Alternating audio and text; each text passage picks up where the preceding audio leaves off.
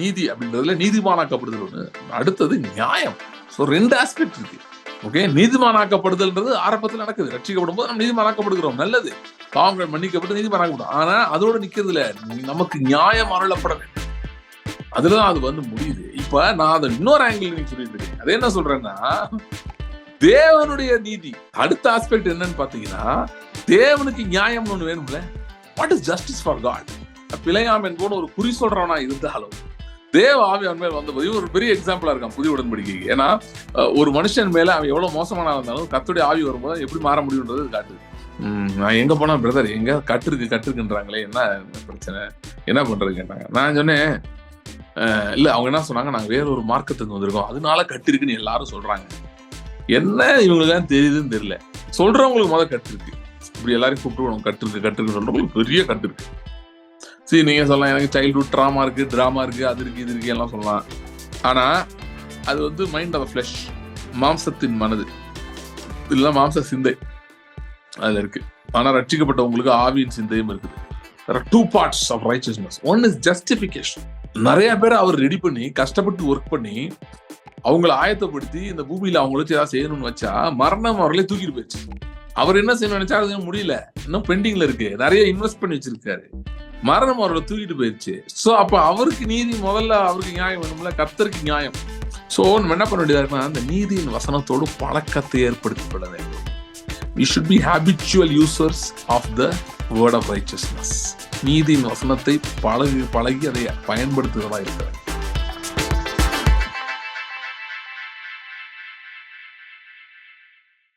Thank you, Lord. Speak to us this evening. Thank you, Lord. Thank you, Lord. Hallelujah. Hallelujah. Hallelujah. Hallelujah. Hallelujah. Thank you, Lord. Thank you, Lord. Thank you, Lord. Thank you, Lord. Thank you, Lord. Thank you, Lord. Thank you, Lord. உடைய வார்த்தையின் பிரவேசம் வெளிச்சத்தை உண்டாக்குவதாக. உடைய வார்த்தையின் பிரவேசம் வெளிச்சத்தை உண்டாக்குவதாக. Thank you, Lord. Thank you, Lord. Thank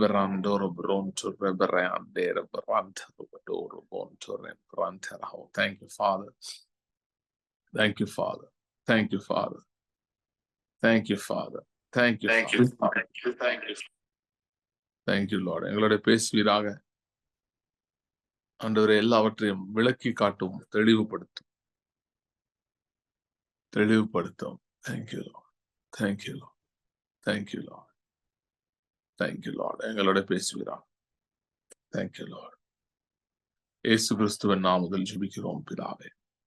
ஆமென். என்னாகமம் 24 அதிகாரம் முதல் வசனத்தை வாசிங்களா. இஸ்ரவேலை ஆசீர்வதிப்பதே கர்த்தருக்கு பிரியம் என்று பிலேயாம் கண்டபோது அவன் முந்தி செய்து வந்தது போல நிமித்தம் பார்க்க போகாமல் வனாந்திரத்திற்கு நேராக தன் முகத்தை திருப்பி தன் கண்களை ஏறெடுத்து இஸ்ரவேல் தன் கோத்திரங்களின் படியே பாளையம் இறங்கி இருக்கிறதை பார்த்தான். தேவ ஆவி அவன் மேல் வந்தது. அப்பொழுது அவன் தன் வாக்கியத்தை எடுத்துரைத்து பேயோரின் குமாரன் ஆகிய பிலேயாம் சொல்லுகிறதாவது, கண் திறக்கப்பட்டவன் உரைக்கிறதாவது, தேவன் அருளும் வார்த்தைகளை கேட்டு சர்வ வல்லவரின் தரிசனத்தை கண்டு தாழ விழும்போது கண் திறக்கப்பட்டவன் விளம்புகிறதாவது, யாக்கோபே உன் கூடாரங்களும் இஸ்ரவேலே உன் வாசஸ்தலங்களும் எவ்வளவு அழகானவைகள். அவைகள் பரவி போகிற ஆறுகளைப் போலவும் நதியோரத்தில் உள்ள தோட்டங்களைப் போலவும் கர்த்தர் நாட்டின சந்தன மரங்களைப் போலவும் தண்ணீர் அருகே உள்ள கேதுரு விருட்சங்களைப் போலவும் இருக்கிறது. அவர்களுடைய நீர்ச்சால்களில் இருந்து தண்ணீர் பாயும். அவர்கள் வித்து திரளான தண்ணீர்களில் பரவும். அவர்களுடைய ராஜா ஆகாகை பார்க்கிலும் உயர்வான். அவர்கள் ராஜ்யம் மேன்மையடையும். தேவன் அவர்களை எகிப்திலிருந்து புறப்பட பண்ணினார். காண்டாமிருகத்துக்கொத்த பலன் அவர்களுக்கு உண்டு. அவர்கள் தங்கள் சத்துருக்களாகிய ஜாதிகளை பட்சித்து அவர்கள் எலும்புகளை நொறுக்கி அவர்களை தங்கள் அம்புகளாலே எய்வார்கள். சிங்கம் போலவும் துஷ்ட சிங்கம் போலவும் மடங்கி படுத்துக் கொண்டிருக்கிறார்கள். அவர்களை எழுப்புகிறவன் யார்? உங்களை ஆசீர்வதிக்கிறவன் ஆசீர்வதிக்கப்பட்டவன், உங்களை சபிக்கிறவன் சபிக்கப்பட்டவன் என்றான். போதும். இந்த பேசேஜ்ல நம்ம ஒரு பகுதி பாக்குறோம். அது என்ன அப்படின்னு சொல்லி பாத்தீங்கன்னா, பிலேயாம் என்பவன் பேசின வார்த்தைகள். அது அவன் நார்மலா பேசல. வேதம் சொல்லுகிறது, அங்க கர்த்தருடைய ஆவி அவன் மேல் வந்தது. The spirit of the Lord came upon him and then he spoke. அதுவும் அதுக்கப்புறம் அவன் என்ன சொல்றான் அப்படின்னு பாத்தீங்கன்னா 4வது வசனம், தேவன் அருளும் வார்த்தைகளை கேட்டு சர்வ வல்லவரின் தரிசனத்தை கண்டு ஆழ விழும்போது கண் திறக்கப்பட்டவன் விளம்புகிறதாவது. சரியா? சில விஷயங்கள் நடந்துச்சுன்றான். என்ன சொல்றான்? தேவன் அருளும் வார்த்தைகளை கேட்டானா, அதுக்கப்புறம் சர்வ வல்லவரின் தரிசனத்தை கண்டு, அதுக்கப்புறம் அதனால அவனால் நிக்க முடியல, தாழ விழுந்துட்டான். Fell flat. when that happened, அப்ப அவனுக்கு கண் திறந்துச்சு. திறந்தோடனே அவன் என்ன பார்த்தான் அப்படின்றத சொல்றான். ஓகே. சோ இவன் ஒரு ஒரு ஒரு குறி சொல்றான் அந்த மாதிரி டைப்பா இருந்தாலும், பைபிள்லயே வந்து சில ரொம்ப பவர்ஃபுல் விஷயங்களை வந்து இந்த மனுஷன் பேசியிருக்கான். ரொம்ப ரொம்ப பவர்ஃபுல். சரி, பைபிள்ல வந்து நிறைய விஷயங்கள் இருக்கு பாருங்க. அதுக்கு ஒரு ப்ரையாரிட்டி கொடுக்கணும் அப்படின்னா, முதல்ல வந்து இந்த உலக பூமியிலே ஏன் தீமை இருக்குது, சாத்தானின் கிரியைகள், ஈவில், அதை பத்தி பைபிள் சொல்லுது. ஓகே, அது ஒரு தேவையான இன்ஃபர்மேஷன் தான், இல்லைன்னு சொல்லல. ஆனா அது முக்கியமான, அது முக்கியம் இல்லை. அதுக்கப்புறம் 2வது ஒண்ணு வருது. 2வது என்னன்னா, தேவன் யார், அவர் எப்படிப்பட்டவர், அவரால் என்ன செய்ய முடியும் என்பது 2வது. அது முக்கியமான, அது ரொம்ப முக்கியம். ஆனா அதுதான் முக்கியமான, அது முக்கியம் இல்ல. அதுக்கு அடுத்து இன்னொன்று இருக்கு. 3வது தெரியுமா? அவரை விசுவாசிக்கிறவன் என்ன செய்ய முடியும்? The man who believes in God, what he can do. That is the most important thing. Okay. See, many people stop at the second place, what God can do. The gospel is not about what God can do. The gospel is about what a man who believes in God can do, or a woman who believes in God can do. That is gospel. சரியா? ஏன்னா அவரே எல்லாம் செஞ்சு, இந்த சில சில சில இதுல கூட்ட கட்சிகள்ல பாத்தீங்கன்னா, கட்சி தலைவரை பத்தி பெருமையா பேசுவாங்க. யாரும் எழுதி கொடுத்தாங்கன்னா தலைவர் தான், தலைவர் ஆபீஸ்ல இருந்தா எழுதி கொடுத்தாங்க. சோ அந்த மாதிரி வந்து எப்ப பார்த்தாலும் ஆண்டவரே உண்மை துகுகிறோம், நீர் பெரியவர் அப்படின்னு சொல்லிட்டே இருக்கிறதுல அவருக்கு விருப்பம் இல்லை. நம்ம விரும்பலாம், நம்ம சொல்லலாம். அவருக்கு அது விருப்பம் இல்லை. அவரை பத்தி எல்லாம் சொல்லிட்டே இருக்க, நம்மளை பத்தி மற்றவங்க சொல்லணும்னு அவர் விரும்புறார். அப்படி நாம் இருக்க வேண்டும் என்று விரும்புகிறார். இதுதான் சுவிசேஷம். அதனால இயேசு சொன்னார். அதான் இயேசு வந்து அவருடைய மினிஸ்ட்ரி ரொம்ப ஷார்ட்டா வச்சுக்கிட்டாரு. ஒரு 3000 வருஷம் ஊழியம் செஞ்சிருக்கலாம்ல, வசதியா இருக்கும்ல. 3 வருஷத்துல கிளம்பிட்டார் பைய எடுத்துட்டு. அவ்வளவுதான், முடிஞ்சு போச்சு. ஏன்னா அப்புறம் சொல்லிருக்கோம், இதுக்கே எவ்வளவு பில்டப் போடுது இன்னைக்கு வரைக்கும். அவர் இயேசு அவர் செஞ்சாரு, நமக்கு செய்ய முடியாது. இப்படி யாரும் சொல்லிடக்கூடாதுன்றதுக்காக அவர் ஷார்ட்டஸ்டா முடிச்சுட்டு போயிட்டாரு. 3 வருஷம் ஒரு மாடல் காட்டிட்டேன்ப்பா, இதுக்கப்புறம் நான் போறது உங்களுக்கு நல்லதுன்ட்டாரு. அது மட்டும் இல்ல, என்ன விசுவாசிக்கிறவன் நான் செய்த கிரிகளை செய்வான், அதிலும் பெரிதானங்களை செய்வான் அப்படின்னாரு. சோ ஒரு இயேசுவை விசுவாசிக்கிறவன் என்ன செய்ய முடியும், அவனுக்கு எவ்வளவு வல்லமை இருக்கிறது அப்படின்றதான் இருக்கிறதுலே சுவிசேஷத்தின் உச்சம், பைபிளோட உச்சம். சோ பைபிள் முறை அதை தான் படிக்கணும். ஏன்னா அதுதான் தேவன் நம்மை குறித்து வைத்திருக்கிற முக்கியமான நோக்கமா இருக்குது. அதை தேடி படிக்கணும். அதை நீங்க தேடி படிச்சாலே மற்ற எல்லா டாபிக்கும் அதுல வந்துடும் ஆக்சுவலா. ஏன்னா ஒருவன் இயேசுவை போல கிரியை செய்ய விரும்புகிறான் அப்படின்னா, ஏதோ ஊழியம் செய்யறதை மட்டும் எடுத்துக்காங்க. நிறைய பேர் அப்படிதான் தப்பா புரிஞ்சுக்கிறாங்க. இயேசு ஊழியம் செஞ்சார். இயேசு ஊழியம் மட்டும் செய்யலங்க, அவர் தேவைகளை சூப்பரா செஞ்சாரு. டாக்ஸ் கட்டுறது யாருக்கு? அவர் ஊழியத்துக்கு. அவருக்கு மினிஸ்ட்ரி டாக்ஸ் இல்ல, அவர் டாக்ஸ். அதுக்கு அற்புதம் செய்யலையா இயேசு? நடந்து போறாரு, புயல் அடிக்குது, புயலை நிறுத்தினாரு. யாருக்கு அற்புதம்? அவருக்கு பர்சனல் தானே, அவருக்கு தானே நிறுத்தினாரு, அவருக்கு தேவைப்பட்டது இல்ல. சோ ஏதோ ஊழியத்துல மட்டும் நிறைய பேர் இயேசுவை போல அனாயிண்டிங் வேணும், இதுக்கு ஊழியம் செய்யுங்க. ஊழியம் யாரும் வேணாம்னு சொல்லல. ஆனா முதல்ல உங்களுக்கு செய்யணும். See, there has been a model where a lot of preachers have done a lot of other things, great things to others, and finally they have succumbed to something. See, that's not good advertisement for God or for that ministry either. So அதனால God is very particular. தான் போட்டிருக்கு, தம்முடைய ஊழியக்காரரின் ஊழியத்தை விரும்புகிற கர்த்தர் போடல, ஊழியக்காரரின் சுகத்தை விரும்புகிற கர்த்தர். The Lord who delights in the prosperity of his servant. So ஏன்னா ரொம்ப நாள் அப்படி போயிருச்சு, ஊழியம் ஊழியம் ஊழியம் சொல்லிட்டு. அப்ப இயேசு போல அபிஷேகம் எதுக்கு ஊழியம் செய்யறதுக்கு? சரிங்க, ஊழியம் செய்யுங்க. முதல்ல நீங்க நல்லா இருக்கணும்ல, நல்லா இருந்தாலும் ஊழியம் செய்ய முடியும். சோ முதல்ல உங்களுக்கு வேணும்ல, அதை நிறைய பேர் விட்டு ஒமிட் பண்ணிடுறது. அதெல்லாம் வேணாம், நம்ம நேரம் மினிஸ்ட்ரிக்கு போயிடும் அப்படின்னு சொல்லிட்டு. ஓகே. சோ முதல்ல நம்முடைய வாழ்க்கையில, தனிப்பட்ட வாழ்க்கையிலே தேவனுடைய வல்லமையை அனுபவிக்க வேண்டும். ரொம்ப தேவை, அவசியம். Experience God's miracle, God's power. And எப்படிப்பட்ட விதத்துல? நம்மால் என்ன செய்ய முடியும் என்கிற விதத்துல. விசுவாசிக்கிறவனுக்கு எல்லாம் கூடும் என்று இயேசு சொன்னார். என்ன எவனாகிலும் மலையை பார்த்து பெயர்ந்து தள்ளிட்டு சமுத்திரத்துல போனா அவன் சொன்னபடியே ஆகும் இயேசு சொன்னார். ஒண்ணு என்ன பண்ணும், ஒண்ணு இயேசு பொய் சொன்னார் சொல்லணும், இல்ல உண்மையை சொன்னார் சொல்லணும். அப்ப மார்க் 11:23-24 பொய்யா? என்ன விசுவாசிக்கிறவன் நான் செய்த கிரிகளை செய்வான்னு சொன்னது பொய்யா? இல்லையா? உண்மை தானே. சோ அப்பனா அது ஏன் நம்ம வாழ்க்கையில நடக்கல? நம்ம கேள்வி கேட்கணும், யோசிக்கணும்.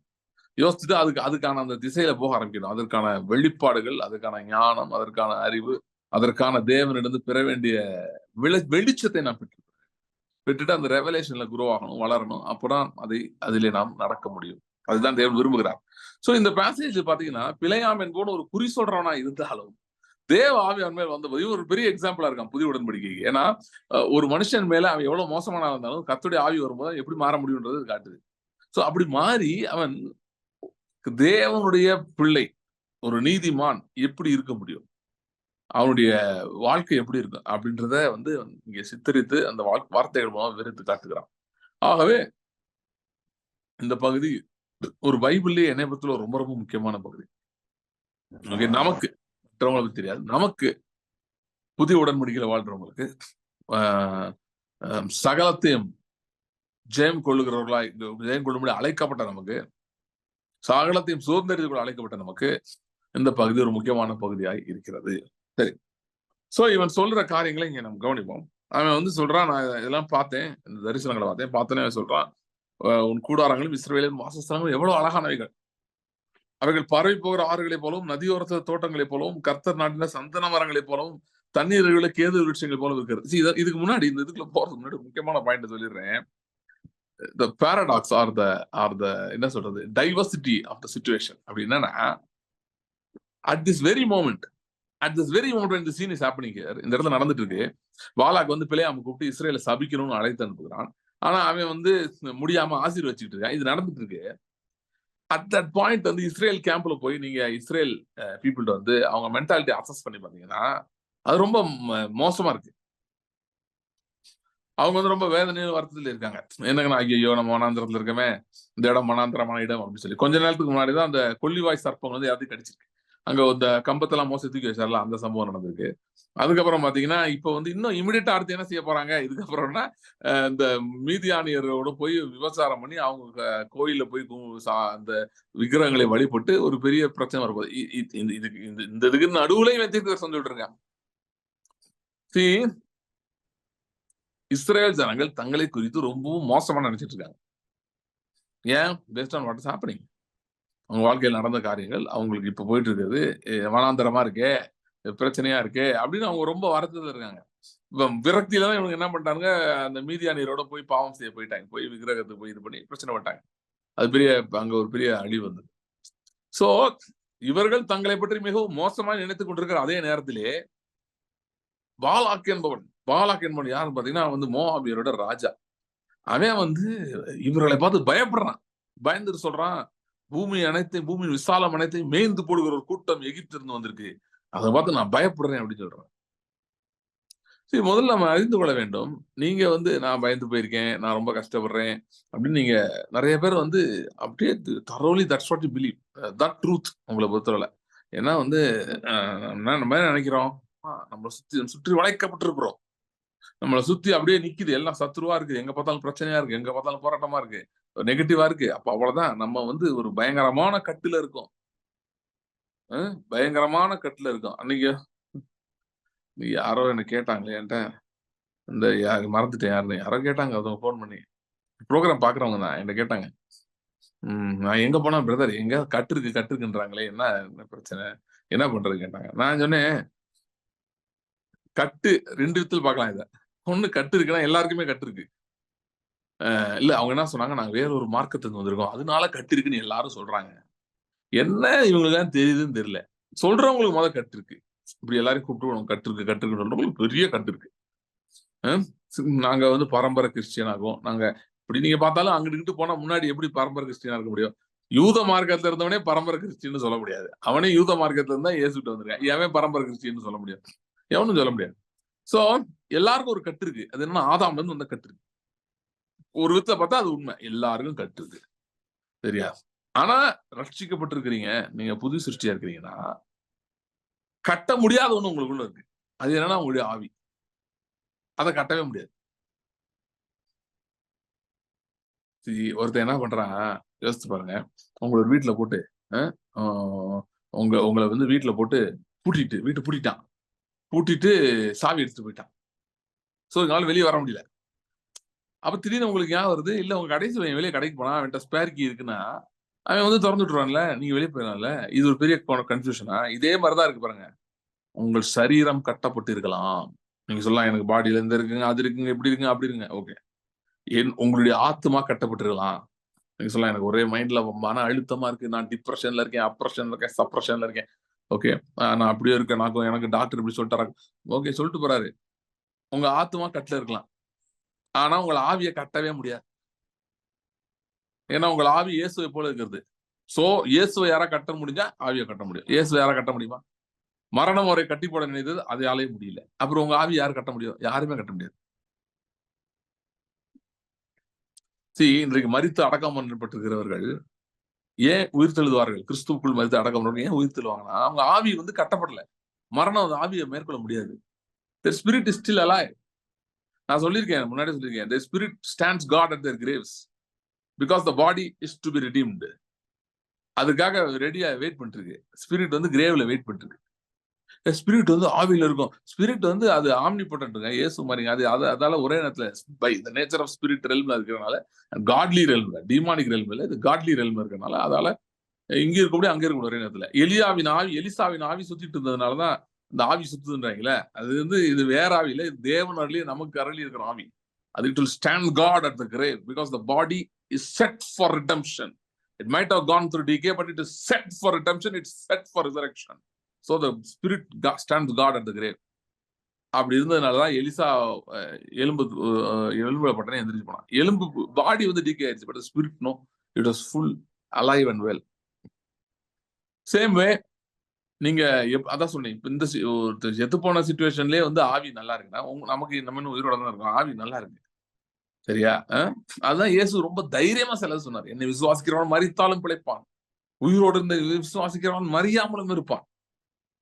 ஏன் அப்படி சொன்னாரு? அவர் தைரியமா சொன்னாரு. அதான் இன்னொரு பொய் சொல்லிருக்கணும். இல்ல, is talking about a very powerful truth which is beyond some lot of human comprehension. So spiritless people cannot understand the word of God at all. Okay, so but we have a spirit. So பிசாசு அதான் மறக்கடிக்கிறான்.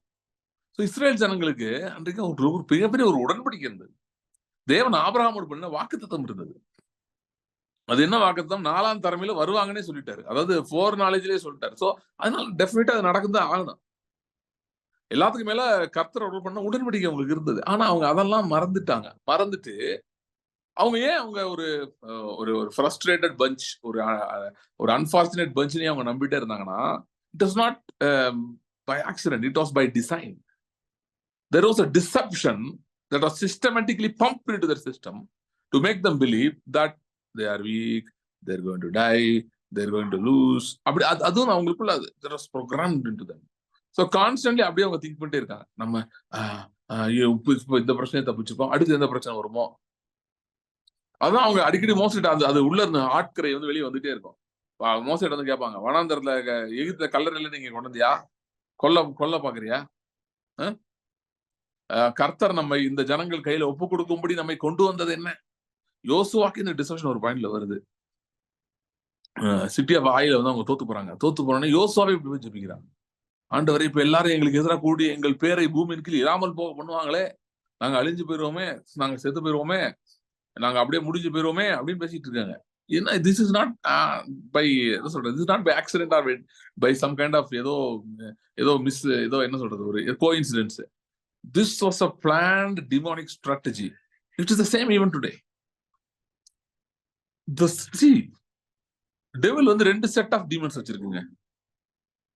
ஒரு set of demons வந்து அது என்ன பேசுறான்னாவே, எப்படி நம்மளை deceive பண்ணலாம்னு ஒரு செட்டை பேசிட்டு இருக்கான். அந்த செட்டுட்ட வந்து என்ன சொல்றான்னா, என்னெல்லாம் நம்மளை பத்தி சொல்லணும் அவன் எழுதி அனுப்பிவிடுறான். நீ இதை போய் சொல்லிட்டே இரு, காதுல ஓதிக்கிட்டே இரு. அவங்க கேட்கலாம் கூட, நம்பலாம் கூட, யாரையாவது விட்டு சொல்லவை அதே வார்த்தையை. ஓகே, நீ என்ன அவன் காதுல போட்டியா? அந்த 2 வாக்கு மோசையே சொல்லிட்டாரு. ரெண்டு பேருடைய வாக்கினால் ஒரு காரியம் உறுதிப்படுட்டாரு. நீயும் அவன் மண்டையில போடு. அவங்க பக்கத்து வீடுல சம்டைம்ஸ் வீட்டாரே சத்துருக்கள் போட்டிருக்கு. யார்கிட்ட கொடுத்து அந்த ஸ்கிரிப்ட் கொடுத்து பேச.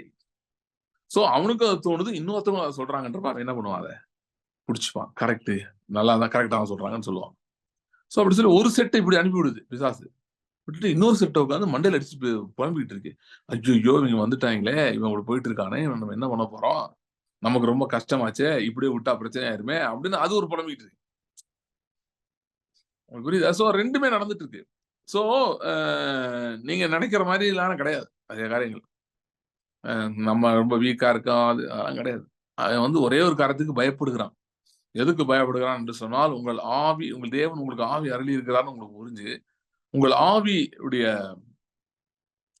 ஃப்ளோ உங்களுக்குள்ள வர ஆரம்பிச்சிருச்சுன்னா, நீங்க தாட்ஸ்ல நீங்க வேற மாதிரி ஆயிருவீங்கன்னு அவனுக்கு தெரியும். அதை குறித்து தான் அவன் பயப்படுகிறான். சரி, நீங்க சொல்லலாம் எனக்கு சைல்ட்ஹுட் ட்ராமா இருக்கு, டிராமா இருக்கு, அது இருக்கு, இது இருக்கு எல்லாம் சொல்லலாம்.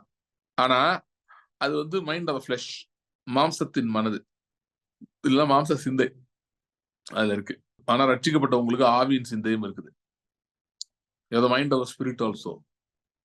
The mind of the spirit contains memories of Christ. கிறிஸ்துவின் ஞாபகங்களை வைத்திருக்கிறது. கிறிஸ்து என்ன செய்ய முடியும்? அவர் உங்களுக்குள்ள இருக்கிறார், உங்களுடைய ஆவியில் இருக்கிறார். நான் முன்னாடி சொல்லியிருக்கேன், உங்கள் ஆவியாகவே இருக்கிறார்னு. அப்போ உங்க ஸ்பிரிட்டோட சேர்ந்து என்ன செய்ய முடியும் அப்படின்னு you have the mind of the spirit also. Okay. ஆனா டெவில் வந்து wants to make you believe that you only have mind of the flesh. அப்படி மைண்ட் ஆஃப் த ஃபிளஷ்னா என்ன சொல்ல வரேன்னா, the same repeat thought patterns, same repeat events. போனோட்டு இப்படி நடந்துச்சு, அதுக்கப்புறம் இப்படி ஆச்சு, அதுக்கப்புறம் இப்படி போயிடுச்சு, அதே மாதிரிதான் இப்படி நடக்கும். இப்படிப்பட்ட எண்ணங்கள். போனோட்டே இந்த மாதிரி தான் ஆச்சு, அதே மாதிரி திரும்பாது. முன்னாடி ஆச்சு, அதே மாதிரி ஆயிட்டு இருக்கு. முன்னாடி நீ ஃபெயில் ஆனா இப்பயும் ஃபெயில் ஆயிட்ட, முன்னாடி நடந்த மாதிரி இப்பயும் செஞ்சிருவேன், அதே மாதிரி தோத்துருவேன், அதே மாதிரி நடந்துரும். அதே இப்படிதான் மைண்ட் ஆஃப் ஃபிளஷ்ல இருந்து வருது. But you that's not the truth. The whole truth, the whole truth is you are the mind of the spirit also. The mind of the spirit also. So அதை வந்து பிசாசு பார்க்க விட மாட்டேங்கிறாங்க. ஏன்னா இது இது இது இதுக்கான தாட்சியை உங்க மைண்ட்ல போட்டு உங்களை இதையே மட்டும் பார்க்க வச்சு, see, your spirit has a new mind and a new body also. Do you know that? Your spirit has a new mind and a new body also. உங்கள் ஆவிக்கு வந்து ஒரு புதிய மனதும் இருக்குது, புதிய சரீரமும் இருக்குது. சோ இந்த சரீரத்துல பிரச்சனைனா அங்க இருந்து எடுத்துக்கலாம். You have a reservoir or reserve. உங்க மைண்ட்ல ப்ராப்ளம்னா அந்த மைண்ட்ல இருந்து எடுத்துக்கலாம். இல்லைங்க நான் வந்து ரொம்ப இந்த வீக் ஃபேமிலியில இருக்கேன், நான் ரொம்ப வீக் பேக்ரவுண்ட்ல இருக்கேன், அப்படி இருக்கேன் இப்படி இருக்கேன். No, that's all true with the mind of the flesh, but not with the mind of the spirit. By the mind of the spirit or the mind of the spirit you have received. Paul சொல்றாரு, எங்களுக்கு கிறிஸ்துவின் சிந்தை இருக்கின்றது. அது எப்படி வந்திருக்கு அப்படின்னா, அது எங்க இருந்து வந்திருக்குன்னா கிறிஸ்துவிடம் இருந்தே வந்திருக்கிறது. கிறிஸ்துவை யாருமே அடங்கிக்க முடியல, மரணம் முதற்கொண்டு, including death. Nobody could stop. Every Roman seal was broken. ஏரோ சீலே போட்டிருந்தா அதுவும் உடைஞ்சிருக்கும். சோ அப்படிப்பட்ட கிரைஸ்ட் ரோஸ், அவருடைய சிந்தை நமக்கு அருளப்பட்டிருக்கிறது. ஓகே. சோ இந்த காரியங்களை தான் இவன் தீர்க்கதரிசனமாய் சொல்லுகிறான். ரொம்ப நாளைக்கு முன்னாடி சொல்றான், இது வந்து நடக்க போகுது அப்படின்றத சொல்றான். ஓகே. நிறைய பேர் நினைக்கிற மாதிரி வந்து அவன் வந்து இந்த இஸ்ரேலை பத்தி பேசவே இல்லை. எந்த இஸ்ரேலை பத்தி? பிசிக்கல் இஸ்ரேலை பத்தி பேசல. ஆர் இன் அதர் வேர்ட்ஸ், இதை வேற விதமா சொல்லணும், இல்ல தியாலஜிக்கலி கரெக்டா சொல்லணும்னா, இஸ்ரவேல் பேரில் வாக்குத்தத்தங்கள் பண்ணப்பட்டன. பவுல் சொல்றாருல, ஆபிரகாமுக்கும் சந்ததிக்கும் வாக்குத்தத்தங்கள் பண்ணப்பட்டது மாதிரி இஸ்ரேல் என்ற பெயரில் வாக்குத்தத்தங்கள் பண்ணப்பட்டன. ஆனா அது கிறிஸ்து மூலமாய் வருகிற இஸ்ரேலுக்காக தான் பண்ணப்பட்டது, வேற யாருக்காகவும் இல்லை.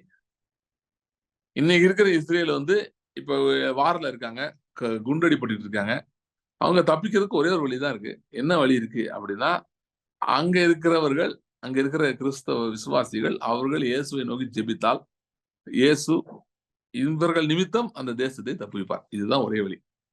இன்னைக்கு ஒரு வீடியோ பார்த்துட்டு இருந்தேன். சென்னையில இருக்கிற ஒரு டீச்சர் வந்து இஸ்ரேல்ல போய் ஜோம் பண்ணிட்டு இருக்காரு. ஆண்டவர் தான் என்னை போக சொன்னாரு அப்படின்னு சொல்றாரு. சொல்லி ஜோம் பண்ணிட்டு இருக்காரு. நான் பார்த்தேன். பார்த்துட்டு, அதாவது இப்ப என்ன விஷயம்னா, இஸ்ரேல் வந்து காப்பாற்றப்படணும்னா இந்த மாதிரி யாராவது போய் ஜோம் பண்ணா உண்டு. யாரு? புறஜாதியாராய் இருக்கிறவர்கள், அவர்கள் வந்து இப்படி வந்து போய் ஜெபித்தால் உண்டு. புரியுதா? இஸ்ரேலுக்கா வந்து ஆட்டோமேட்டிக்கா ஒண்ணும் கிடையாது. இஸ்ரேலுக்காக யாராவது ஜெபிச்சா ஆண்டவர் அவங்களை ஜெபம் பண்ண சொல்லி அவங்க ஜெபித்து, இல்ல அவங்க ஒரு ஆசையில வாஞ்சியில அவர்களுக்கு இருக்கிற ஆளுகையில அதிகாரத்துல. See, it's very interesting.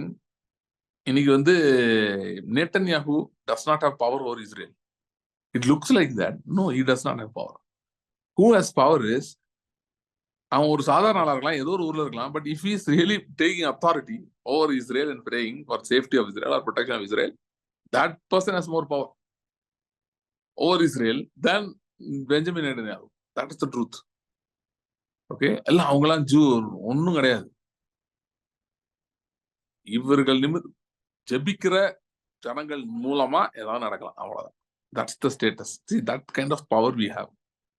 ஆனா ஃபார் சம் ரீசன் வந்து இஸ்ரேலுக்காக ஜெபம் பண்ற அளவுக்கு சபையில ஊக்குவிக்கிறது வந்து அவன் குடும்பத்துக்காக ஜெபம் பண்றது இல்ல. நிறைய பேர் ப்ராஸ்பெரிட்டி தப்புன்னு சொல்றவங்க இஸ்ரேலுக்காக ஜெபம் பண்ணிட்டு இருக்காங்க. ஒண்ணுமே புரியல. சரியா? ப்ராஸ்பெரிட்டி தப்புன்னு பிரசங்கம் பண்றவங்க அதுல தேவையில்லை, உனக்கு எதுக்கு இருக்குது போதும்னு பிரசங்கம் பண்றவங்க இஸ்ரேலுக்காக ஜெபம் பண்ணிட்டு இருக்காங்க. பயங்கரமான காமெடி. இஸ்ரேலுக்காக ஜெபம் பண்றீங்க, நல்லதுதான், வேணா ஜெபம் பண்ணிக்கோங்க, தப்பு இல்ல. முதல்ல எல்லாருக்கும் ஜெபம் பண்ணணும்னு கட்டாயப்படுத்தக்கூடாது, அது ரொம்ப தப்பு.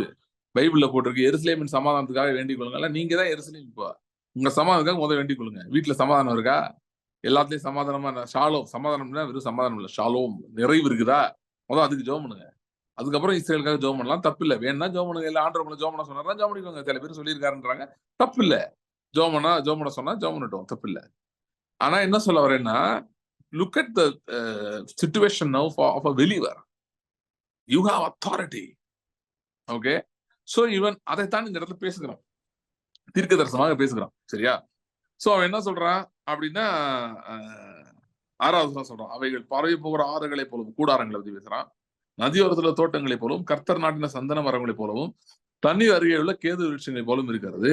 ஓகே, அப்புறம் அவர்களுடைய நீர்ச்சால்களும் தண்ணீர் பாயும், அவர்கள் வித்து திரளான தண்ணீர்கள் பரவும், அவர்களுடைய ராஜா ஆகாகை பார்க்கிலும் உயர்வான், அவர்கள் ராஜ்யம் மேன்மை அடையும். தேவன் அவர்கள் எகிப்திலிருந்து புறப்பட பண்ணினார், காண்டாமிருகத்து கொத்த வேலன் அவர்களுக்கு உண்டு. அவர்கள் தங்கள் சத்துருக்களாகிய ஜாதிகளை பட்சித்து அவர்கள் எலும்புகளை நொறுக்கி அவர்களை அம்புகளாலே எய்வார்கள். சிங்கம் போலும் துஷ்ட சிங்கம் போலும் மடங்கி படுத்துக் கொண்டிருக்கிறார்கள். அவர்களை எழுப்புகிறவன் யார்? உங்களை ஆசீர்வதிக்கிறவன் ஆசீர்வதிக்கப்பட்டவன், உங்களை சபிக்கிறவன் சபிக்கப்பட்டவன் என்றான். ஓகே, சோ இதுல நான் குறிப்பா வந்து இந்த 8வது வசனம் 9வது வசனம், அது 2 வசனங்களை குறிப்பா நான் வந்து பேச விரும்புறேன். சரியா? சோ இத பேசுறதுக்கு முன்னாடி இவன் இங்க எதை பத்தி இவன் பேசுறான்? எதை பத்தி இவன் சொல்லி கொண்டிருக்கிறான்? இஸ்ரேல் ஜனங்களுடைய ஆசீர்வாதங்களை பத்தி சொல்லிட்டு வரான். அதுல குறிப்பா 8-9ல எந்த ஆஸ்பெக்டை இவன் பேசுகிறான், எந்த ஆஸ்பெக்ட் இவன் பேசுறான்னா, நீங்க நல்லா கவனிச்சு பாத்தீங்கன்னா, அவன் சொல்றத பாருங்க, பெலனை பத்தி பேசுறான், மிகுந்த பெலன் இருக்குன்னு சொல்றான். அது எதுக்காக சொல்றான்னா, அவர்கள் தங்கள் சத்துருக்களாகிய ஜாதிகளை பட்சித்து அவர்கள் எலும்புகளை நொறுக்கி அவருடைய தங்கள் அம்புகளாலே எய்வார்கள். ஓகே, சத்துருக்கள்கிட்ட எப்படி டீல் பண்ணுவாங்க, அதுக்கு தான் இந்த பில்டப். அவங்க இப்படிப்பட்டவங்க அப்படிப்பட்டவங்க ராஜ்யம் மேன்மை எதுக்கு? சத்துருக்கள் மேல் அவர்கள் மேன்மை அடைவார்கள், சத்துருக்களை மேற்கொள்வார்கள் சொல்றான். 9வது வசனம் அடுத்து சொல்றான், அவங்க மேற்கொண்டு அவர்கள் ஆளுகை செய்து எப்படி இருப்பாங்கன்னா, சிங்கம் போலும் துஷ்ட சிங்கம் போலும் மடங்கி படுத்துக் கொண்டிருக்கிறார்கள். அப்படின்னா என்ன? சிங்கம் வேட்டையாடி அது முடிச்சு சாப்பிட்டு முடிச்சு ரெஸ்ட் எடுத்து படுத்து கிடக்கும். அப்படி படுத்து கிடக்கும் போது அதை போய் யாரும் எழுப்பலாமா? எழுப்ப முடியுமா? உங்களை ஆசீர்வதிக்கணும் ஆசீர்வதிக்கப்பட்டவன், உங்களை சபிக்கிறவன் சபிக்கப்பட்டவன் என்றான். சோ அந்த 8-9ல அவன் எதை பத்தி குறிப்பாய் பேசுகிறான் என்று சொன்னால், அவன் நம்ம ஏற்கனவே பார்த்துட்டு இருக்கிற டாபிக் தான், நீதி சரிக்கட்டுதல் பத்தி பேசிட்டு இருக்கான். Talking about vengeance of God, தேவனுடைய நீதி சரிக்கட்டுதல், the vengeance of God பத்தி அவன் பேசிட்டு இருக்கான். Okay, so the vengeance of God operates against everything and people that are against your advancement. Okay, the vengeance of God operates against things and the people that are against your advancement. So அததான் சொல்றான், ஏன் அவங்க இப்படி பண்ணுவாங்க அப்படி பண்ணுவாங்கன்றான். என்ன எதுக்காக இதெல்லாம் சொல்லிட்டு இருக்காங்க? துஷ்ட சிங்கம் போல மடங்கி படுத்துக்கிறாங்க, அவங்க ரொம்ப ஸ்ட்ராங்கா இருக்காங்க, அவங்க எல்லாரையும் முட்டி தள்ளுவாங்க. எதுக்கு இது சொல்றான்? எதுக்குன்னா, nobody can stand in their way, nothing can stand in their way. Okay, see, God is limited to us. அப்படின்னு அர்த்தம், தேவன் இந்த பூமியிலே கிரியை செய்ய விரும்புகிறார் என்று சொன்னால் அவர் நம்மவா மட்டும்தான் கிரியை செய்ய முடியும். அப்படி ஒரு சிஸ்டம் வந்து ஒரு லிமிடேஷன் அவரை ஏற்படுத்தி கொண்டார். அப்படிதான் கிரியை செய்ய முடியும். இப்ப நான் சொன்னேன், இஸ்ரேலுக்காக யாரையா ஜெபம் பண்ண சொல்வார். ஏன் அவர் ஜெபம் பண்ண? அவரே நிறைய வரமாட்டார். இல்ல இஸ்ரேலுக்காக வருவார். யார் சொன்னா? வரமாட்டார். பைபிள் எங்கேயுமே அப்படி போடல வருவாருன்னு. இல்ல போட்டிருக்க, இஸ்ரேலை காக்கிற உறங்குவதுமே தூங்க, அது நீங்க தாங்க கர்நாடகில பாருங்க, உங்களை போட்டிருக்குது. ஏன்னா இயேசு கிறிஸ்துவின் மெய்யான இஸ்ரவேல் என்றால் இயேசு கிறிஸ்து மூலமாய் ரட்சிக்கப்பட்டு ஆவியை பெற்றவர்கள் தான். நீங்க என்ன சொல்ல வரீங்க? இப்ப நேட்டன்யாகு இந்த மாதிரி ஆட்கள் இயேசுவே விசுவாசியா தான் ஆவியை பெற்றிருக்கிறாங்கன்னு சொல்றீங்களா? அப்பனா உங்களுக்கு அந்த ப்ரொடெக்ஷன் ஆட்டோமேட்டிக்கா வரும். ஆவியை பெற்றவனே வந்து அறிவில்லாமல் இருக்கும்போது, அதை பத்தின வெளிப்பாடு இல்லாமல் இருக்கும்போது, அவனே ஸ்ட்ரகிள் பண்ணும்போது ஆவியே பெறாதவர்கள் எப்படி பாதுகாக்கப்படுவார்கள்? Not possible. Okay, not possible. So வேதத்துல சொல்லியிருக்கிறது நம்மளை பத்தி தான் சொல்லியிருக்கு. ஓகே, அதை நான் ஏற்கனவே சொல்லிட்டேன். So now I'll go back to this. So the vengeance of God helps you to advance in life, to go past every obstacle that comes against you. ஏன் வந்து வெஞ்சன்ஸ் ஆஃப் காட் என்று ஒன்று தேவைப்படுகிறது? ஏன் இந்த நீதி சரி கட்டுதல்? ஓகே, அதுதான் தொடர்ந்து நான் சொல்லிட்டு இருக்கேன். நான் நீதி சரி கட்டுதல் என்று ஏன் தேவைப்படுகிறது? 2 காரியத்துக்காக தேவைப்படுது. ஒன்னு எதுக்காக தேவைப்படுது என்று சொன்னால், இழந்தவைகள் அதிகம். நீங்க இழந்ததை பத்தி யோசிக்கலாம். அதுவே நிறைய, நீங்க சில பேர் சொல்லலாம் நானே நிறைய இழந்து போயிருக்கேன். No, God is calculating like from Adam's time what he has lost. Okay, இதை நிறைய பேர் யோசிக்கிறது கிடையாது. நிறைய பேர் யோசிக்கிறது இல்லை. அதாவது இந்த செழிப்பு எதிராக பேசுறவங்க எல்லாம் இதுல புரியதே கிடையாது. ஏன் செழிப்பு, ஒய் ப்ராஸ்பெரிட்டி அப்படின்னு பாத்தீங்கன்னா, நான் முன்னாடி சொல்லியிருக்கேன், பேங்க் வந்து கலெக்ஷன் ஏஜென்ட் இருப்பாங்க. அவங்க வேலை என்னன்னா, எவன் வந்து பேங்க்கு காசு கட்டாம ஏமாத்திட்டு இருக்கானோ அவன்கிட்ட போய் காசு பிடிக்கிட்டு வருது. அதே மாதிரி பூமியும் அது நிறைவும் உலகம் அதில குடிகளும் கர்த்தருடையது. ஒரு லேடி வந்து 8 வருஷமா வந்து அது வந்து பஞ்சத்தினால வேற தேசத்துக்கு எலிசா சொன்னார் போச்சு.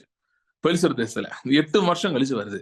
வந்துட்டு ராஜாட்ட போய் வயலுக்காகவும் லேண்டுக்காகவும் முறையிடும் போது ராஜா வந்து சொல்றாரு, ஒரு பிரதானியை நியமித்து என்ன சொல்றாருன்னா, அந்த அம்மாக்கான அந்த 8 வருஷத்துல அந்த லேண்டு, வெறும் லேண்டு மட்டும் இல்ல, அந்த லேண்ட்ல வந்து ப்ராஃபிட் எவ்வளவு வந்திருக்குமோ, அது யாரோ யூஸ் பண்ணிருக்காங்க போல அந்த லேண்டை, அது மூலம் அந்த ப்ராஃபிட் எல்லாத்தையும் சேர்த்து நம்ம கொடுக்க சொல்ற, வட்டி முதலமா சேர்த்து எடுத்து தர சொல்றாரு ராஜா.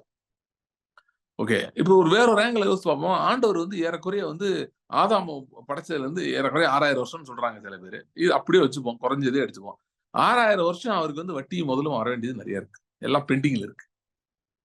ஒரு ஜீசஸ் ஒரு ஊமையா சொல்றாரு பாத்தீங்களா, ஒரு மனுஷன் திராட்சை தோட்டத்தை வந்து ஒரு குரூப்ட கொடுத்தாங்க. அவங்க வந்து அதை ஒன்னும் சரியா கவனிக்கல. அது ரொம்ப கவனிக்கல இல்ல, அதுல இருந்து ப்ராஃபிட் வந்து அந்த ஓனர் கொடுக்கவே இல்லையா. அவன் வந்து வேலைக்காரெல்லாம் அனுப்பி பார்த்தானா எல்லாரையும் இது பண்ணாங்களாம், இது பண்ணி கேவலப்படுத்தி அனுப்பிட்டாங்களாம். கடைசியில குமாரனே அனுப்பினானா, குமாரன் வந்து கொண்டு போட்டாங்களாம். கொண்டு போட்டா இது நமக்கு சொந்தமா இருக்குன்னு சொன்னாங்களாம்.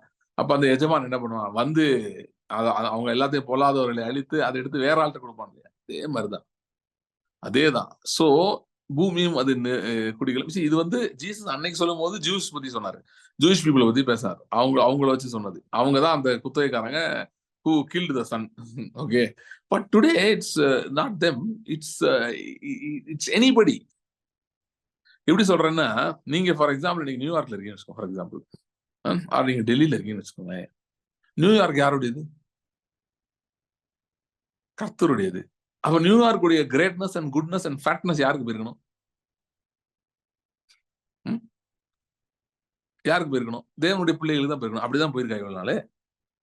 அப்ப நீங்க நியூயார்க்ல போய் நீங்க ஒரு குடிசை போட்டுருக்கலாம். நியூயார்க்ல குட்டி வீடு இல்ல, அதே மாதிரி நியூ டெல்லியில சின்ன பிளாட் கட்டிருக்கீங்களா, படிச்சிருக்கேன் பிரதர். மும்பைல ஒரு சின்ன இதுல வாடகை போயிருக்கேன். மும்பைல எவ்வளவு ரெண்ட் தெரியுமா? அது என்ன இடம்? இந்த இவங்க இருக்காங்களே, இந்த செலிபிரிட்டிஸ் இருக்காங்களே, பேர் மறந்து போச்சு, நல்ல பேரு. அங்கெல்லாம் வந்து ஒரு சென்ட் வாங்க முடியாது. எது?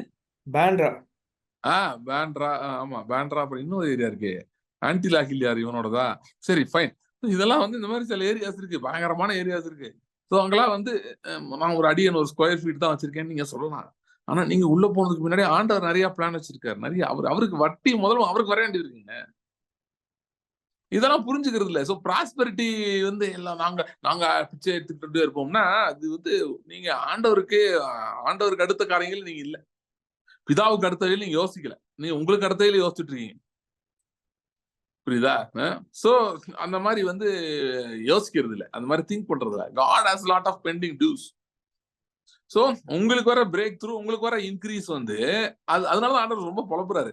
உன்னினைகள் என்ன நல்லா பண்றாரு. எப்பா வேற மாதிரி இருக்குப்பா விஷயமே. நான் ஏன் ரொம்ப உயரமா இருக்கேன், நான் என்னலாமோ யோசிச்சுட்டு இருக்கேன், நீ என்னடா ரொம்ப சின்னதா யோசிச்சுட்டு இருக்க அப்படின்னு. See, I am talking to somebody now. I know very clearly. I'm talking to somebody who's facing a lot of heat and also heat and heat. You're facing so much heat. You're thinking, what is going on? ஏன் எனக்கு இவ்வளவு சோதனையா இருக்கு, எனக்கு போட்டு இப்படி ஒரு பயங்கர போராட்டமா இருக்கு. அதாவது ஒரு சராசரி மனுஷனுக்கு ஒரு மனுஷிக்கு வர்ற பிரச்சனை ஒரு நிம்மதியான வாழ்க்கை கூட எனக்கு இல்லையே, இவ்வளவு மோசமான வாழ்க்கையா அப்படின்னு யோசிச்சுட்டு இருக்கீங்க.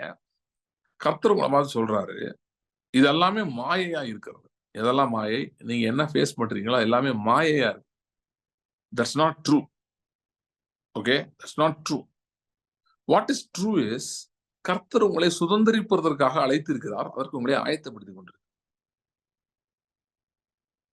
ஓகே, கர்த்தர் உங்களை எதுக்கு ஆயத்தப்படுத்துகிறான்னு சொல்லுகிறேன். கட்டாத வீடுகள் கூடியிருக்கவும், நடாத திராட்சை தோட்டங்களின் பலனை அனுபவிக்கவும், பெரிய பெரிய வீடுகள், விஸ்தாரமான வீடுகள். Would you believe what I'm going to say right now? There are people in here who are going to, people who are watching right now, and maybe you are watching a video also later on, I don't know. There are people here who are going to have real estate business. Real estate business na edo naanu oru broker agenu, not like that. I am talking about big names in the nation you are in. உங்க group வந்து number 1 இருக்கும், like ரொம்ப ஃபேமஸா இருக்கும். That kind of things God is preparing. கர்த்தர் தம்மிடத்தில் அன்பு கூறுகிற ஆயத்தம் பண்ணினவர்களை கண் காணவில்லை, காது கேட்கவில்லை, அது நினைவில் தோன்றவும் இல்லை. ஆனால் ஆவியினாலே வெளிப்படுத்துகிறார். இப்ப வெளிப்படுத்திட்டு இருக்காரு. இப்ப நான் சொல்றது ஆவியின் வெளிப்பாடுகள் நான் சொல்லிட்டு இருக்கேன். ஏன்னா உங்களுக்கு நீங்க உங்க கையில வரப்போறது பல வருஷமா கர்த்தருடைய நம்ம அறுவடையை பத்தி நம்ம ரொம்ப ஜெபம் பண்றோம். ஓகே, ஆண்டவரோட அறுவடை பத்தி யாரும் யோசிச்சு பாத்தீங்களா? அவருக்கு அறுவடை வேணாமா? அவருக்கு அறுவடை வேணாமா?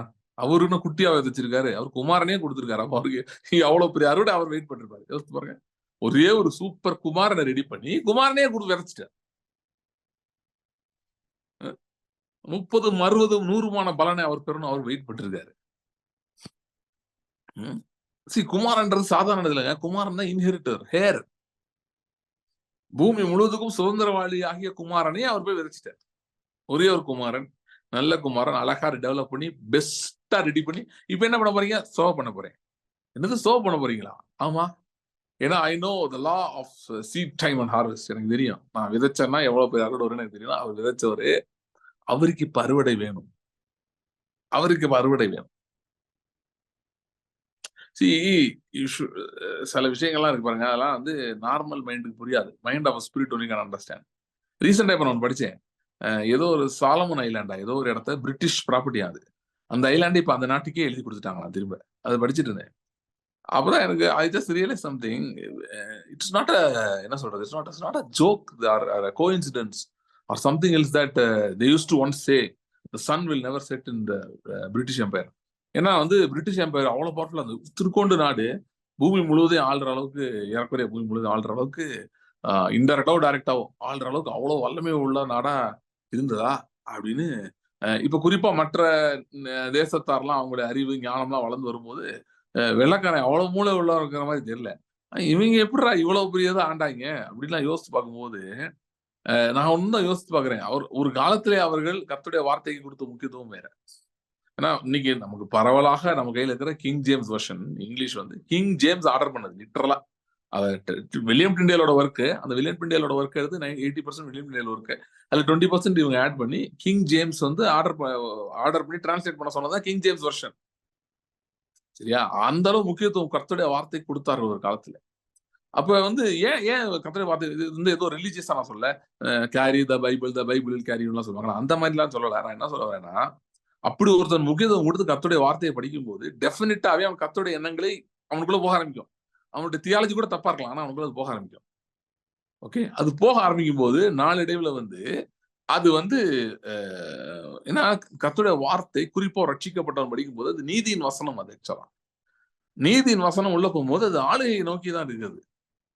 சோ அவர்கள் கர்த்தருடைய வார்த்தை கொடுத்த முக்கியத்துவம், அப்புறம் வந்து மிஷினரிகளை அனுப்புறதுல அவங்க பண்ண ரோல், அது எல்லாமே that definitely would have played a role. In fact ஒரு சொல்லுவாங்க, இது குவீன் விக்டோரியா டைம்ல வந்து she was asked once, what is the secret for your success? She pointed the Bible and said, இதுதான் நாங்க இதை ஆனர் பண்றோம்னு சொல்லிட்டு. அண்ட் இப்போ லுக் அட் them, அதை விட்டுட்டாங்க. விட்ட பிறகு வந்து எப்படி மேஜிக்கலா அவங்க ரைஸ் வந்து இப்போ அவங்க மேஜிக்கலா எல்லாம் கிண்டல் அடிக்கிற லெவல்ல இருக்கு. பிரிட்டிஷ் மாதிரி வந்து ஒரு ஒரு காமிக்கால் மேட் ஃபன் ஆஃப் பீப்புள் வந்து நம்ம பார்க்க முடியாது. இன்னைக்கு அவங்க கிண்டல் அடிக்கப்படுகிறவர்களை பார்க்க முடியாது. அவ்வளவு கேவலமாக அசிங்கமாக கிண்டல் அடிக்கப்படுகிறார்கள். worst things are happening. they are being taken over now. போயிட்டு இருக்கு. அதுவும் நான் முன்னாடியே சொல்லியிருக்கேன், அதுக்கு லாஸ்ட் ஸ்டெப்பா தான் ஆண்டவர் வந்து சில பேர் அங்க அனுப்பிட்டு இருக்காரு.